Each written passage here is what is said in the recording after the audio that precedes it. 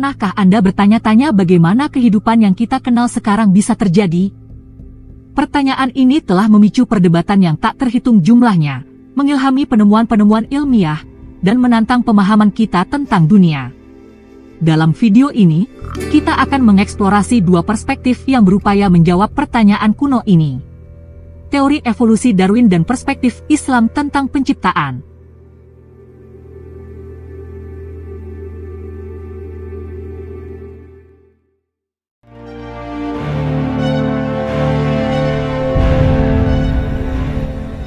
Teori evolusi Charles Darwin menyatakan bahwa semua kehidupan di bumi berasal dari nenek moyang yang sama, berevolusi melalui proses yang dikenal sebagai seleksi alam. Di sisi lain, perspektif Islam, sebagaimana dituangkan dalam Al-Quran, berbicara tentang ciptaan Tuhan, di mana kehidupan dalam berbagai bentuknya diciptakan oleh kekuatan yang lebih tinggi. Kedua teori ini, yang satu didasarkan pada ilmu pengetahuan dan yang lainnya didasarkan pada iman, tampaknya berbeda dalam interpretasi mereka tentang asal-usul kehidupan. Namun, keduanya berupaya menjelaskan keanekaragaman kehidupan yang kompleks dan indah di planet kita. Dua teori yang tampaknya bertentangan, tetapi mungkinkah ada titik temunya? Saat kita menggali lebih dalam, mari tetap berpikiran terbuka dan melihat apa yang bisa kita temukan.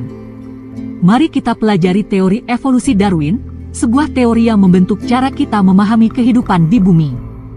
Charles Darwin, seorang naturalis abad ke-19, mengajukan gagasan revolusioner ini, yang selamanya mengubah persepsi kita terhadap dunia di sekitar kita.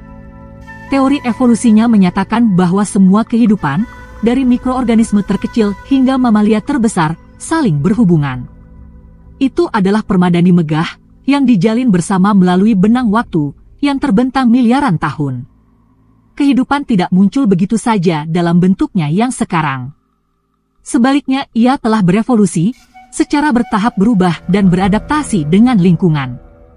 Bayangkan sebuah pohon dengan cabang yang tak terhitung jumlahnya, masing-masing mewakili spesies berbeda. Di akar pohon ini terdapat bentuk kehidupan pertama. Dan saat kita bergerak ke atas batang pohon, kita melihat cabang-cabangnya menyimpang, menandakan munculnya spesies baru. Menurut Darwin, pendorong perubahan ini adalah seleksi alam. Ini adalah proses di mana organisme yang paling cocok dengan lingkungannya bertahan hidup dan bereproduksi, mewariskan sifat-sifat menguntungkannya kepada keturunannya. Seiring berjalannya waktu, ciri-ciri ini menjadi lebih umum dalam suatu populasi yang mengarah pada evolusi spesies. Teori Darwin tidak menyatakan bahwa kehidupan itu statis, melainkan menggambarkan kehidupan sebagai proses yang dinamis, terus berubah dan beradaptasi sebagai respons terhadap tekanan lingkungan. Ini adalah tarian bertahan hidup dan adaptasi yang menakjubkan, yang berlangsung selama miliaran tahun, dan menghasilkan beragam kehidupan yang kita lihat saat ini. Intinya, teori Darwin menyatakan bahwa kehidupan adalah proses perubahan dan adaptasi yang konstan. Sekarang, mari kita telusuri perspektif Islam tentang penciptaan, seperti yang digambarkan dalam Al-Quran. Pandangan yang dianut Islam adalah bahwa semua kehidupan, dalam berbagai bentuk dan kompleksitasnya, diciptakan oleh satu kesatuan ketuhanan, Allah. Perspektif ini sangat kontras dengan teori evolusi Darwin, yang berpendapat bahwa kehidupan berevolusi secara bertahap selama miliaran tahun. Dalam Al-Quran tertulis bahwa setiap spesies diciptakan secara terpisah dan bertujuan. Keanekaragaman kehidupan yang luar biasa di bumi tidak dipandang sebagai hasil mutasi acak dan seleksi alam, melainkan sebagai bukti kreativitas dan kebijaksanaan Sang Pencipta yang tak terbatas. Kepercayaan pada rancangan ilahi ini mengilhami setiap aspek alam, dengan tujuan dan makna yang mendalam.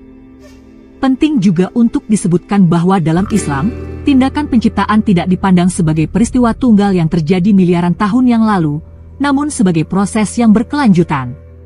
Setiap momen keberadaan, setiap kelahiran dan kematian, setiap siklus musim, dipandang sebagai karya penciptaan yang berkesinambungan oleh Allah. Keyakinan ini menggarisbawahi pandangan Islam tentang alam semesta yang dinamis, dan dipenuhi energi ilahi. Selain itu, Al-Quran menekankan bahwa manusia mempunyai tempat khusus dalam penciptaan. Kita tidak memandangnya sebagai produk kekuatan alam yang buta, namun sebagai makhluk sadar yang diberkahi dengan kehendak bebas dan tanggung jawab moral. Pada hakikatnya, Islam menempatkan tangan Tuhan dalam penciptaan dan pemeliharaan kehidupan. Di permukaan, kedua teori ini mungkin tampak sangat berbeda, namun mari kita gali lebih dalam. Mari kita bayangkan teori Darwin dan pandangan Islam tentang penciptaan sebagai dua lukisan, keduanya menggambarkan subjek yang sama, yaitu permadani kehidupan yang menakjubkan. Namun, setiap seniman menggunakan palet berbeda dan sapuan kuas unik untuk menyampaikan interpretasinya. Teori Darwin ibarat lukisan impresionis yang menampilkan ciri-ciri warna yang sangat kecil, contoh seleksi alam dan mutasi genetik selama jutaan tahun, berpadu membentuk mahakarya keanekaragaman hayati. Ini adalah pandangan yang berorientasi pada proses, berfokus pada perubahan dan adaptasi bertahap. Di sisi lain, pandangan Islam tentang penciptaan, sebagaimana diuraikan dalam Al-Quran, mirip dengan mosaik yang detail dan rumit.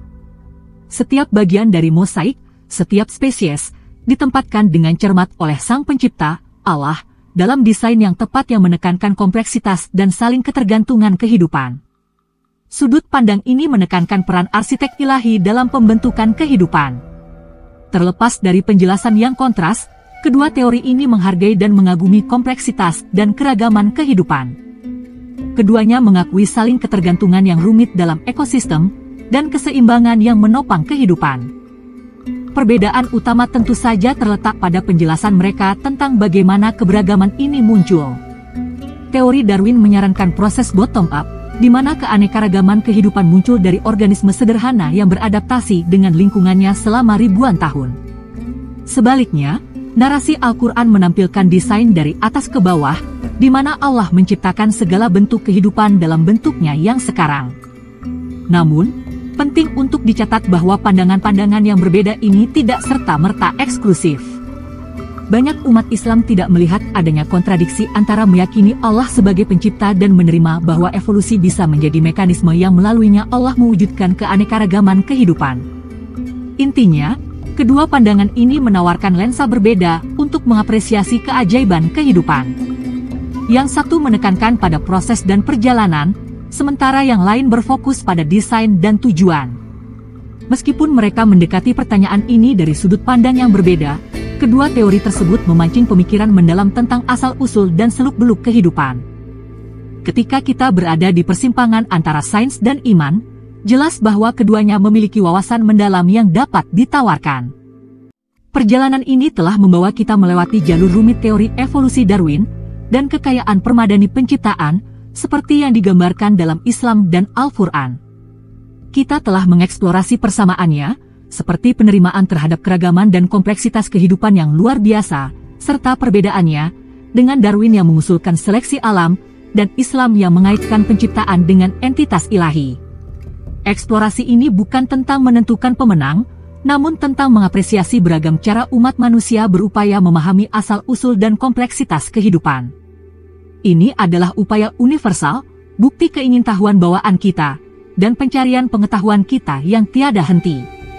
Pada akhirnya, baik melalui kacamata sains atau keyakinan, keajaiban keanekaragaman dan kompleksitas kehidupan terus memberikan inspirasi dan keajaiban.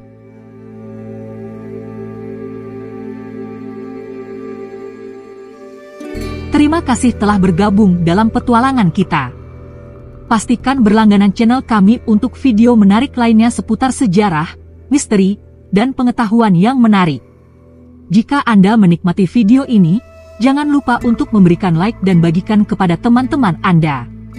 Sekian video kali ini, semoga bermanfaat dan dapat menambah wawasan Anda. Kita akan berjumpa lagi dalam video berikutnya.